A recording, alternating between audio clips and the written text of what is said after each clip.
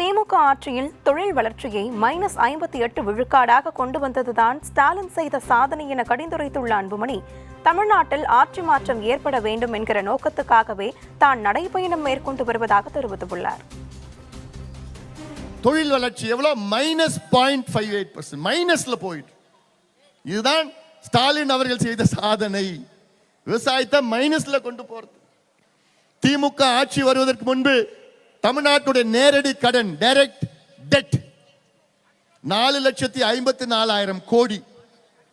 இவங்க ஆட்சி வருவதற்கு முன்பு 2021 தமிழ்நாட்டுடைய நேரடி கடன் 4,54,000 கோடி.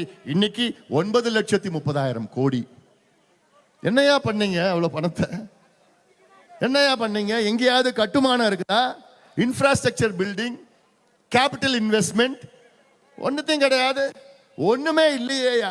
எல்லாத்தையும் கொள்ளடிச்சிட்டு போயிட்டீங்களேயா. கடன் கடன் கடன், எது வாங்கினாலும் கடன், கடன் அடைப்பதற்கு கடன், வட்டி கட்டுவதற்கு கடன். இதுதான் நிர்வாகம்.